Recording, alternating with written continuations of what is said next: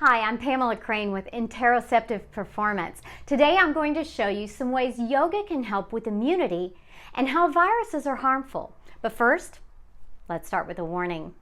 These findings are not absolute, and they must be taken on a person-by-person basis. So, while yoga has been specifically found to help with immune system disorder, that doesn't mean it is a surefire way to avoid a particular virus. It does mean that your overall health may be boosted, and that's a good thing. Yoga builds on itself, becoming more effective over time. It's not a quick fix or a cure. According to Timothy McCall in his book, Yoga as Medicine, yoga is not proper treatment for acute problems like broken bones, overwhelming infections, or surgical emergencies. But according to the article, Modulation of Immune Responses in Stress by Yoga, many studies involving yogic practices and similar techniques have shown favorable results in immune system-mediated disorders. I included all of these references in the description, so you can jump down there after the video and kind of get a little bit more in-depth information. So how do viruses work? Well, let's break it down. We don't die from the viruses themselves, but rather from the complications such as acute respiratory distress or septic shock. So it's not the virus that's so deadly, but rather our immune system's response. Now, when the immune system overreacts, it causes a cytokine storm, and that causes our immune system to overproduce and attack the healthy cells too. Most common contributing diseases with COVID-19 are hypertension, heart disease, diabetes, cancer, and COPD. Only one of those is a respiratory illness. The problem is that they are all diseases that increase inflammation in the body. And that inflammatory load interferes with homeostasis. Homeostasis is the balance of the physiology of our body. Yoga, specifically meditation, helps to bring the body back to homeostasis.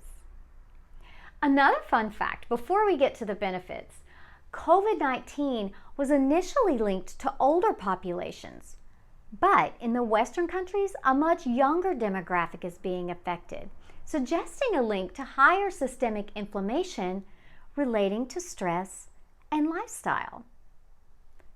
And that's where yoga comes in. Oh, and get this, there is evidence that isolation negatively affects the immune system, lowers morale, and decreases adherence to health regimens.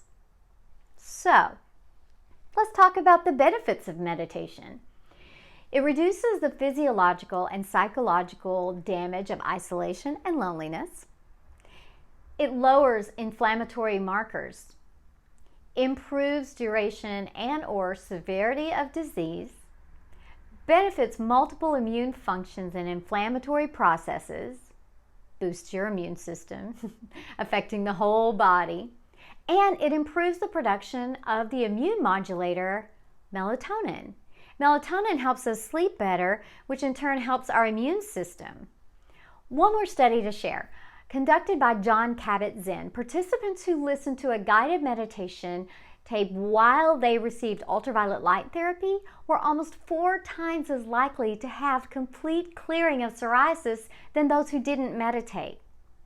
It's also been shown that active meditation that involves visualizations or guided imagery have a greater impact than a simple mindfulness practice. Meditation is not just in your head. It affects the entire body through the vagal network of nerves, and it has no drug interactions or contraindications.